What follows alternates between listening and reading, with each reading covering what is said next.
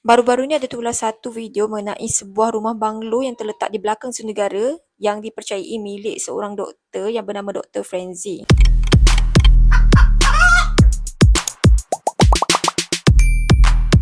Hai, Assalamualaikum guys, welcome back to the Khanis channel.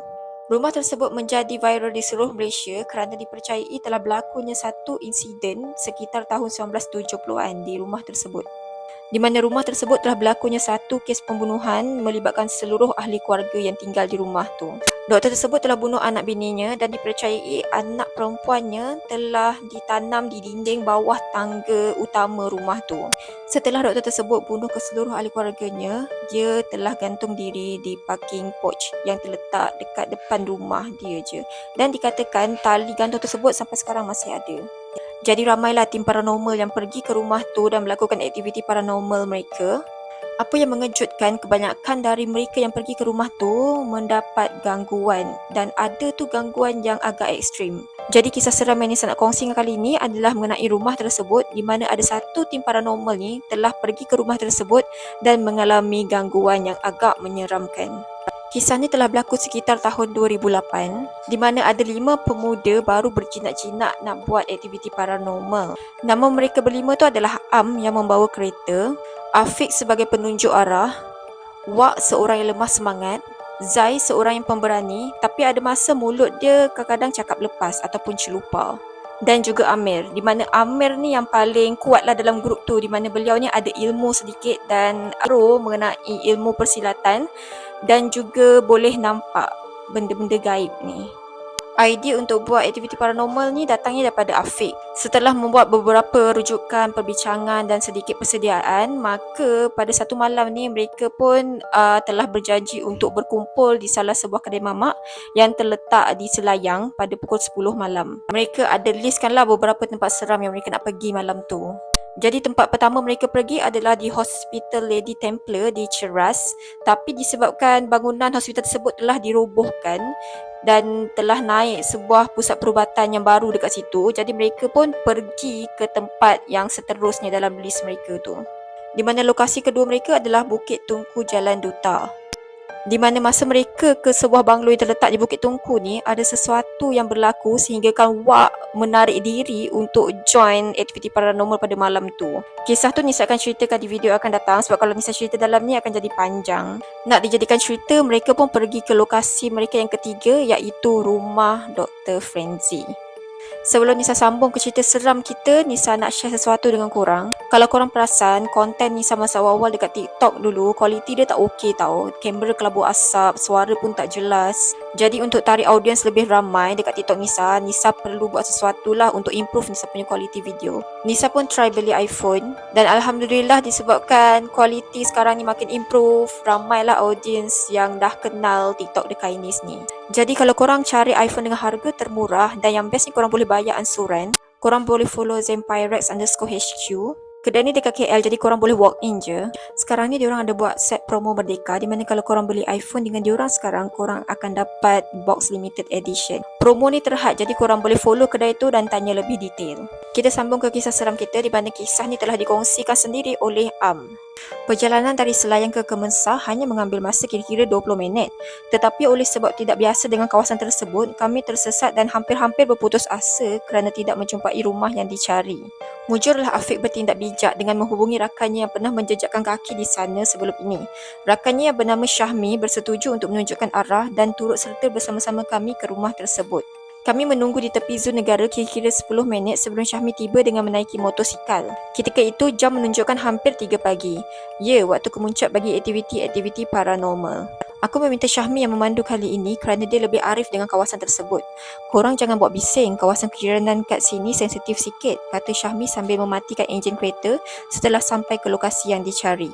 Mana rumahnya? Lapang je, aku bertanya keheranan. Rupa-rupanya rekaan dan binaan rumah lot banglo tersebut sedikit unik. Dari pagar utama akan terlihat kawasan garaj kereta ataupun laman terlebih dahulu, manakala rumahnya di bahagian bawah. Untuk masuk ke rumah pula harus menuruni tangga di bahagian tepi. Korang hati-hati, suluh-suluh sikit mana nak pijak. Lantai ni dah lembik, reput, Syahmi mengingatkan kami. Ketika kami masih di atas meninjau dan menyuluh kawasan sekeliling, Zai terlebih dahulu telah turun ke bawah dan masuk ke bahagian dalam. Seketika kemudian, dia naik semula ke atas. Lantai banyak dah reput dah, lembik berlubang-lubang. Bahaya dalam gelap-gelap macam ni kalau kita turun ramai-ramai. Zai menyuarakan pendapatnya. Kita duduk kejap kat garaj ni pun boleh. Korang nak ambil gambar ke apa ke, buatlah cepat. Syahmi pula berkata-kata. Tiba-tiba, Zai segera menyuluh ke arah semak di tepi sebelah kiri rumah tersebut, tempat di mana datangnya bunyi itu. Tiada lagi bunyi kedengaran, tetapi kali ini semak samut itu bergerak-gerak seperti ada sesuatu di dalamnya. Pantas Afiq mencapai kayu lalu melontar ke arah itu. Diam. Beberapa saat gerakan di dalam semak itu bertukar-tukar tempat pula.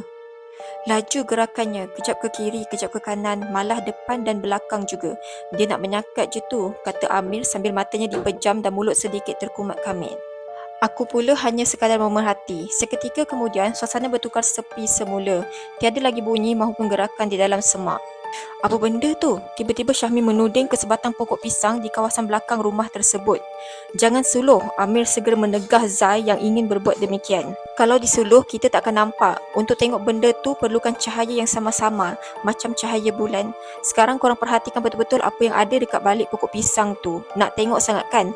Amir menerangkan sambil matanya kembali dipejam dan mulut membaca sesuatu. Seketika kami semua terdiam. Aku terasa seperti darahku tidak mengalir ke muka. Terasa kaku dan seram sejuk. Lantas aku berpaling dan melihat yang lain. Turut sama sepertiku, masing-masing kelihatan pucat dan tercengang. Sayup-sayup kedengaran seperti suara wanita merintih merayu meminta simpati. Dalam kesamaran cahaya bulan disulami bunyi suara wanita yang bersedih sayu, kami dapat melihat di sebalik pokok pisang tersebut berdiri sekujur tubuh seorang wanita sedang mengendong anak. Mukanya tidak kelihatan kerana ditutupi rambut yang panjang. Pakaiannya koyak rabak dan ada tumpukan darah yang telah kering menjadi agak kekuningan. Bayi di tangannya pula langsung tidak bergerak, kaku seperti batu. Ia cuma sekadar berdiri tercegat di sebalik pelepah daun pisang yang terjuntai-juntai namun masih boleh dilihat. Dah, semua dah nampak kan? Dah, jom kita gerak. Dia tak suka kita datang sini, kata Amir. Jom gerak. Ya, perkataan itulah yang ditunggu-tunggu sedari tadi. Tak sanggup rasanya nak duduk di situ lebih lama. Boleh tercabut jantung yang tak berhenti berdegup kencang. Zai yang bersuara lantang dan berani itu pun terdiam membisu sambil menggosok-gosok tengkuk yang masih meremang. Masuk ke dalam kereta, riuh rendah jadinya dengan masing-masing ingin bercerita tentang apa yang disaksikan sebentar tadi.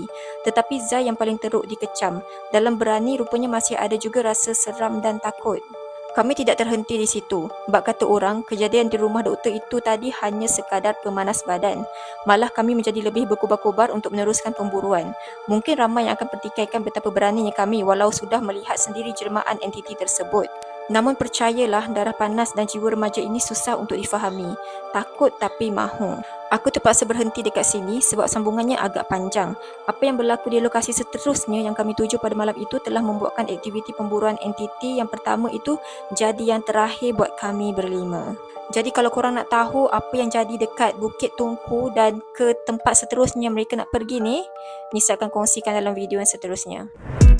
Picnic with my best friend.